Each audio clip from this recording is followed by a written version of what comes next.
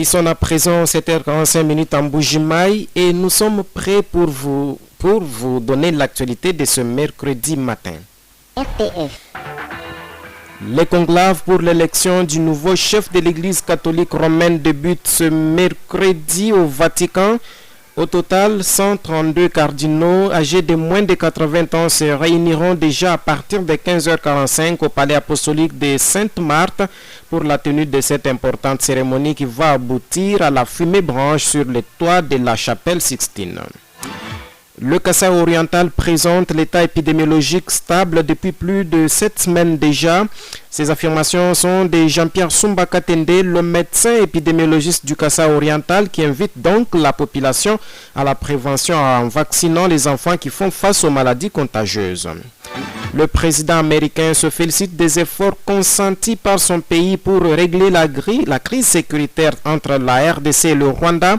Donald Trump salue le projet de la proposition de paix reçue de ces deux pays. Pour lui, il s'agit d'une étape vers le respect des engagements pris dans le cadre de la paix. Voilà tout pour les sommaires.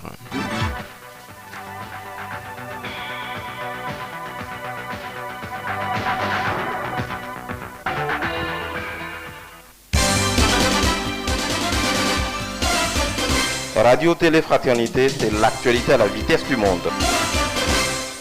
Nous ouvrons cette actualité par la page du Vatican, comme nous l'avons dit dans le titre. Le conclave pour élire le 267e pape débute ce mercredi 7 mai 2025 à la Cité du Vatican.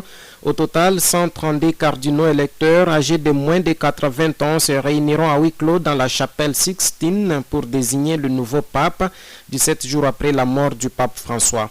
Hier mardi, la veille du début du conclave, le collège des cardinaux a mis l'accent sur les qualités importantes pour un futur pape qui doit incarner l'image d'un bon berger, d'un pasteur d'une église samaritaine. Au total, 173 cardinaux, dont 130 cardinaux électeurs, ont participé à la 12e congrégation générale, explique Matteo Bruni, directeur de la salle de presse du Saint-Siège. Les discussions étaient notamment axées sur les réformes initiées par le pape François qui doivent être poursuivies, cas de la législation sur les abus, les questions économiques, la curie romaine, la synodalité, le travail pour la paix et la protection de la création. Ce mercredi matin rappelle la même source. C'est là célébrer une messe. Ensuite, à 15h45 heure de Rome et de Mbujimaï, les cardinaux seront transférés de la maison Sainte-Marthe au palais apostolique en tenue de chœur pour l'entrée en conclave. Lundi dernier, une centaine d'officiers et de membres du personnel du conclave ecclésiastique et des laïcs avaient prêté le serment du secret. Le bureau de la présidence du gouvernorat de l'État de la Cité du Vatican annonce qu'à partir de 15h de ce mercredi 7 mai, tous les systèmes de transmission des signaux de télécommunications pour les téléphones mobiles radio présents sur le territoire de l'État de la Cité du Vatican seront désactivés et cette mesure vise à garantir l'isolement des cardinaux pendant le conclave. Le signal sera rétabli après l'annonce de l'élection du prochain pape prononcée depuis la loggia centrale de la basilique Saint-Pierre et pour que l'élection du nouveau souverain pontife soit valable, son nom doit faire l'objet d'au moins 2/3 des voix comptées sur la base des électeurs et présents et votants. Les résultats des scrutins sont, comme le veut la tradition, rendus visibles par la couleur de la fumée qui s'échappe de la cheminée installée sur les toits de la chapelle Sixtine. La fumée noire signale que la majorité des 2/3 n'a pas été atteinte et la fumée blanche signale l'élection d'un nouveau pape. Et comme nous avons parlé de cette élection du nouveau pape, comment va se dérouler l'entrée en conclave des cardinaux ce mercredi 7 mai? Le point avec Philippine de Saint-Pierre, journaliste accréditée permanente auprès du Saint-Siège et directeur général des KTO France.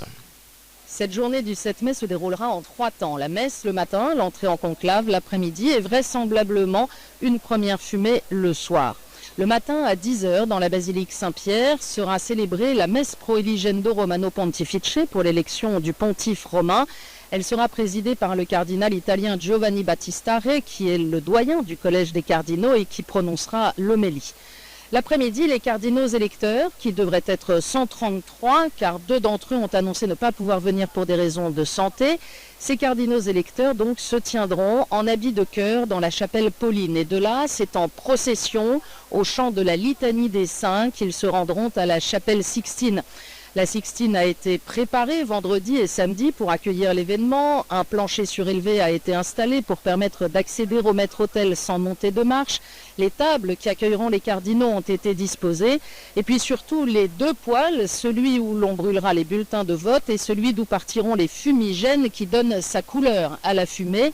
Les 2 se rejoignant en un unique conduit qui émerge au-dessus du toit de la chapelle et fera bien sûr l'objet de toutes les attentions. Après le chant du Veni Creator, invoquant l'assistance de l'Esprit Saint, les cardinaux prononceront leur serment, notamment celui de conserver le secret absolu sur tout ce qui concerne les délibérations et les votes du conclave. Et puis il sera temps d'arrêter la retransmission lorsque le maître des célébrations liturgiques prononcera l'extra omnes et fermera les portes de la chapelle. Un premier tour de scrutin est prévu le soir même. Nous guetterons donc ce qui devrait être la première fumée. Tout cela sera bien sûr à suivre en direct et en français sur KTO. Merci Philippine de Saint-Pierre pour tâcher tout à fait être complet dans ces dossiers dans une déclaration publiée ce mardi 6 mai 2025 à la veille du début du conclave. Le Collège des cardinaux déplore le fait qu'aucun progrès n'ait été fait dans la promotion des processus de paix en Ukraine, au Proche-Orient et dans beaucoup d'autres parties du monde. Réunis en congrégation générale pré-conclave, les cardinaux ont exprimé leurs préoccupations pour les populations encore victimes des conflits dans le monde. Rappelons à quel point les populations victimes de guerres et conflits désirent vivre dans la paix. Ils ont invité ce jour l'ensemble des fidèles à intensifier leurs supplications au Seigneur pour une paix juste et durable dans le monde entier. Ici, au diocèse, vous le savez, débuté depuis lundi dernier dans la soirée, la retraite du clergé de Mboujima s'est poursuivie hier mardi, d'abord avec la première conférence animée dans l'avant-midi par le père Hervé-Marie Ignard, qui a exploité le premier type de graines. Le serviteur dédié a montré à ses confrères dans le sacerdoce que le type de graines tombées au bord de la route n'entre pas dans le sol.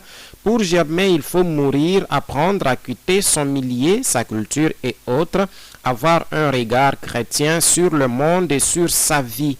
Choisir Jésus comme l'amour de sa vie, poursuit le Père Ignard, car la nouvelle naissance nous aide à voir le royaume des cieux et le baptême nous sauve. Signalons que les prêtres de Mboujima ont suivi une autre conférence dans l'après-midi, et cette retraite se poursuit encore ce mercredi avec d'autres activités prévues au programme, nous dit l'abbé Nicolas Sombolaï, secrétaire rapporteur du clergé. Ils sont à présent 7h53 sur notre carillon. Nous marquons une courte pause et le journal se poursuit.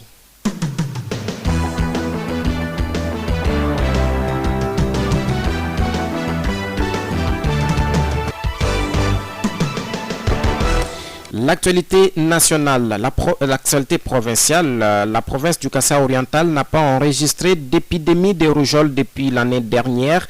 Cependant, en cette année 2025, quelques cas isolés ont été signalés, a indiqué lundi dernier le docteur Jean-Pierre Soumbaka Tende, médecin épidémiologiste du Kasaï oriental. Il attribue cette amélioration aux mesures préventives mises en place. La surveillance épidémiologique est l'une des stratégies qui a permis d'éviter la survenue de la rougeole en 2024 dans la province du Kasaï oriental, soutient le docteur Jean-Pierre Soumbaka Tende, médecin coordonnateur de la lutte contre la maladie. La rougeole est une maladie qui affecte lourdement la province car elle touche de nombreux enfants lorsqu'elle survient. Heureusement, en 2024, nous n'avons pas connu d'épidémie et cette situation est due à la surveillance efficace mise en place.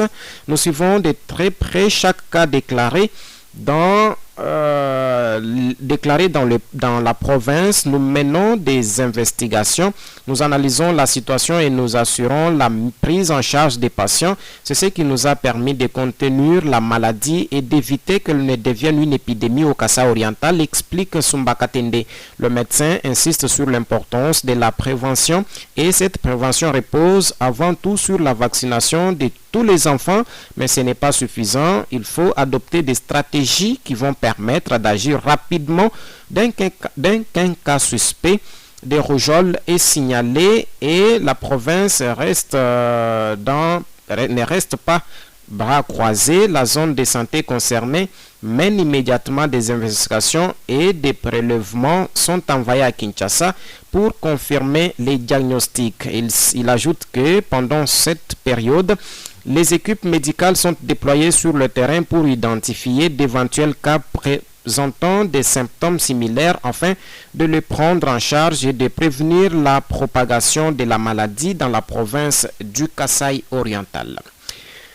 Le ministre provincial des ressources hydrauliques Charles Kamanga Sendalou-Koussa a reçu dans son cabinet de travail une délégation de la coopération allemande, partenaire de la province du Kasaï oriental dans le secteur de l'eau. C'était lundi 5 mai dernier. Cette délégation est venue évaluer le projet RES dans sa deuxième phase.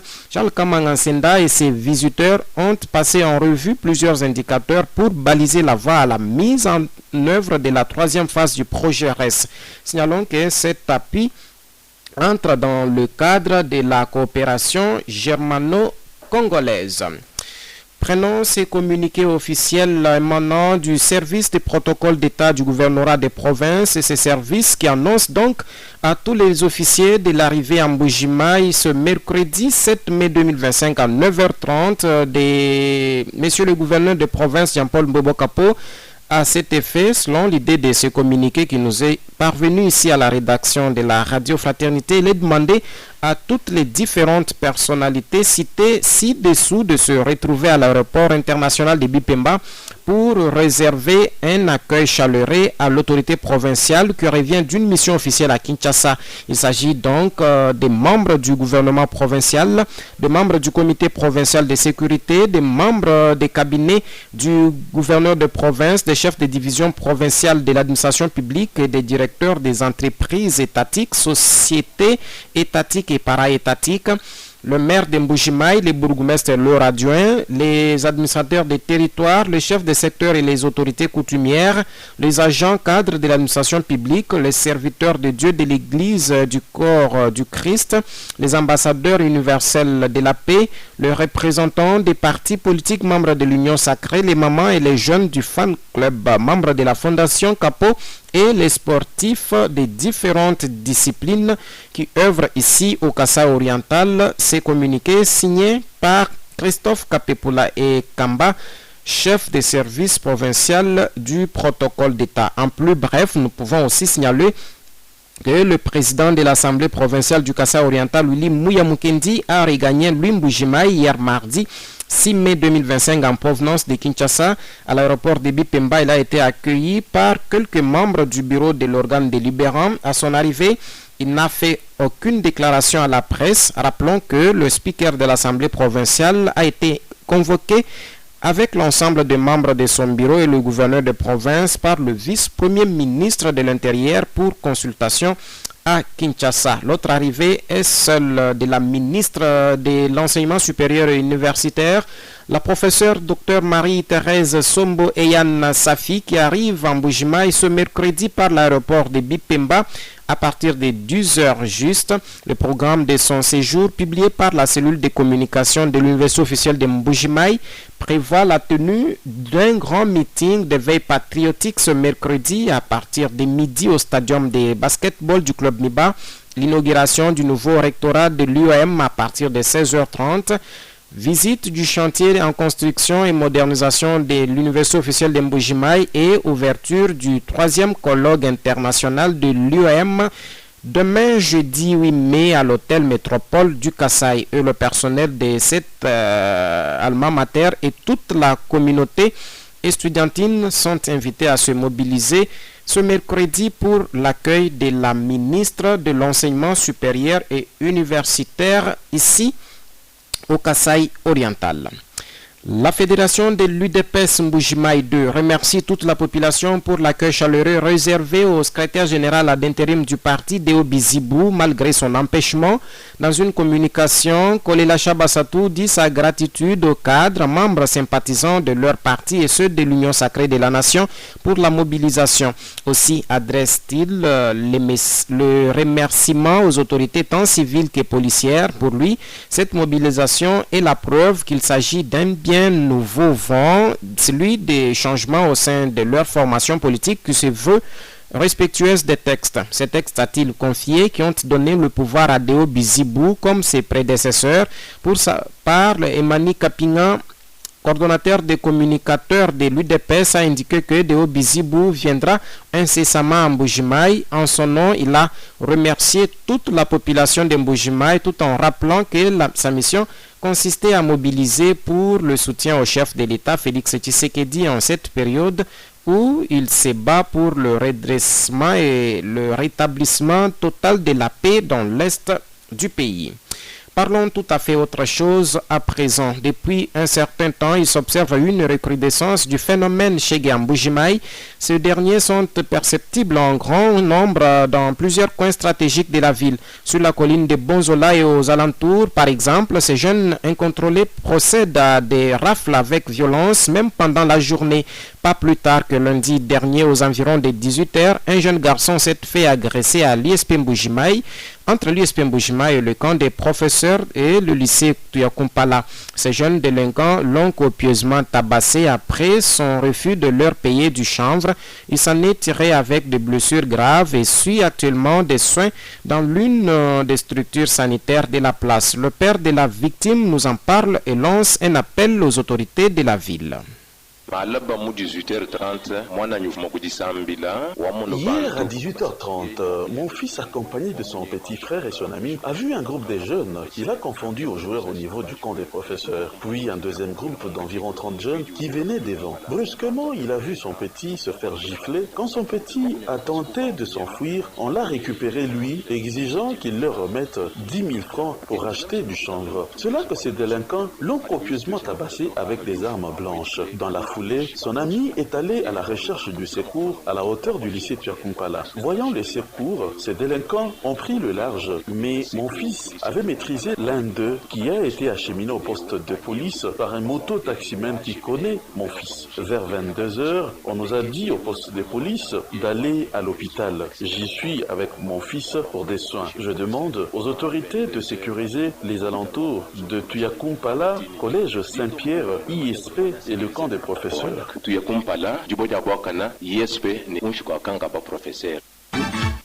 Un jeune homme a été retrouvé mort lundi 5 mai 2025 dernier à Bakwachimuna dans la commune rurale de Lupatapata au territoire qui porte le même nom.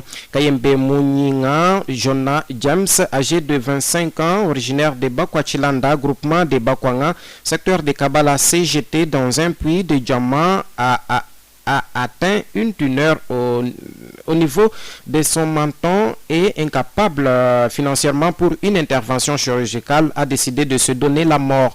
Disparu depuis dimanche 4 mai 2025, il a été retrouvé dans un puits de diamants ce lundi 5 mai à Lupatapata. Dans la soirée, la société civile du Congo, territoire de Lupatapata, appelle donc les responsables des parcelles ayant des puits à la conscience en procédant au remblayage. Sans précédent, Liévin Moutalambombo demande également aux autorités locales de prendre des mesures nécessaires pour la sécurisation des personnes afin la société civile de Lupatapata compatit avec la famille biologique de l'illustre disparu. Nous parlons nation à présent.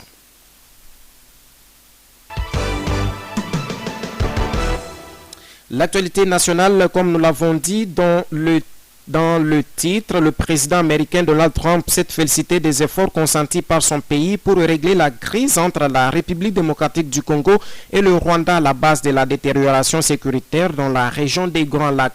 Au cours d'un entretien avec la presse américaine hier mardi 6 mai 2025, il confirme la conclusion imminente d'un accord de paix entre Kinshasa et Kigali. La veille, Massad Boulos, le conseiller principal de Trump pour l'Afrique au département d'État américain, avait annoncé que la République démocratique du Congo et le Rwanda ont remis leur contribution qui constitue donc un avant-projet d'accord de paix comme prévu dans la déclaration des principes signée à Washington sous l'égide des États-Unis d'Amérique. Les deux pays s'étaient engagés lors d'une rencontre tenue le 26 avril à Washington en présence d'un texte et a présenté un texte commun au plus tard le 2 mai 2025. Cet engagement entériné par le ministre des Affaires étrangères Thérèse Kaikwamba-Wagner et Olivier Nduhungirehe de Rwanda s'inscrit dans le cadre d'un processus diplomatique élargi combinant les initiatives de Nairobi, de Rwanda et de Doha sous la coordination de la communauté d'Afrique de l'Est, de la SADC et avec le soutien de l'Union africaine. Le document en cours d'élaboration prévoit des engagements sur la souveraineté, la sécurité, la coopération économique régionale, le retour des personnes déplacées ainsi qu'un appui renouvelé à la mission de l'ONU en RDC. Il s'agit donc de la MONUSCO. En cas de divergence persistante sur le contenu du texte, la déclaration des principe prévoit une réunion ministérielle à Washington sous la médiation du secrétaire d'État américain. Cette étape marque un développement majeur dans les efforts régionaux et internationaux visant à mettre fin au conflit dans l'est de la RDC où les tensions restent vives entre Kinshasa, Kigali et les groupes armés actifs dans la région dont AFC et M23. La vice-ministre des Affaires étrangères, Gracia Yamba-Kazadi, s'est entretenue ce lundi 5 mai 2025 à Kinshasa avec l'ambassadrice représentante spéciale du Danemark pour les Grands Lacs et le Sahel, Brigitte Nygaard Markussen. Elles ont discuté de la situation préoccupante dans l'est de la RDC, des efforts pour la paix et la stabilité, ainsi que du rôle du Danemark au sein du Conseil de sécurité des Nations Unies, dont il est membre pour la période 2025-2026. Selon une dépêche du ministère des Affaires étrangères, l'ambassadrice a insisté sur l'importance pour son pays de comprendre les réalités locales et de rester informé des développements sur le terrain afin de contribuer de manière pertinente aux initiatives onusiennes. La même source renseigne qu'elle a également réaffirmé l'attachement du Danemark à la souveraineté de la RDC et à l'application effective de la résolution 2773 adoptée par le Conseil de sécurité. À ce titre, elle a souligné l'engagement actif de Copenhague lors des négociations internationales et dans le suivi de la mise en œuvre des décisions prises. Par ailleurs, Brigitte Nygaard Markussen a précisé que le Danemark, en tant que membre de l'Union européenne, applique strictement des mesures décidées collectivement par l'Union européenne. Le président de la Commission électorale nationale indépendante s'est rendu ce mardi 6 mai 2025 à l'entrepôt central de Kingabo à Kinshasa pour évaluer l'état d'avancement des opérations d'inventaire et de contrôle des fonctionnalités du matériel électoral. Denis Kadima a, au cours de cette visite, suivi des explications techniques fournies par l'équipe commise à cette mission. Il s'est ainsi forgé une vision claire de l'état actuel des équipements pour préparer les futures opérations électorales. Selon lui, les machines sont en train d'être examinées depuis quelques semaines et dans la plupart des cas, elles sont en état de fonctionnement. Cette démarche, selon la CENI, témoigne d'une volonté claire de tirer les leçons des précédents cycles électoraux en anticipant les étapes critiques. Cette visite est un signal d'engagement de la part de la centrale électorale qui entend poser des jalons dans un futur d'un processus électoral maîtrisé et crédible. Ce journal est fini. Nous vous disons merci de l'avoir suivi. Mais venez-vous à vous rejoindre à nous maintenant. Nous vous rappelons les 3 titres qui étaient alignés. Le conclave pour l'élection du nouveau chef de l'église catholique romaine débute ce mercredi au Vatican. Au total, 132 cardinaux âgés de moins de 80 ans se réuniront déjà à partir de 15h45 au palais apostolique de Sainte-Marthe pour la tenue de cette importante cérémonie qui va aboutir à la fumée blanche sur les toits de la chapelle Sixtine. Le Kasaï oriental présente l'état épidémiologique stable depuis plus de 7 semaines déjà. Ces affirmations ont été données par Jean-Pierre Sumba Katende, le médecin épidémiologiste du Kasaï oriental, qui invite donc la population à la prévention en vaccinant les enfants qui font face aux maladies contagieuses. Le président américain se félicite, lui, des efforts consentis par son pays pour régler la crise sécuritaire entre la République démocratique du Congo et le Rwanda. Donald Trump salue le projet de la proposition de paix reçue de ces deux pays. Pour lui, il s'agit d'une étape vers le respect des engagements pris dans le cadre de la paix. L'autre est à suivre à 13h15 de Mbujimaï. Nous vous disons merci de l'avoir suivi. Restez en place pour suivre la suite de nos programmes. Au revoir.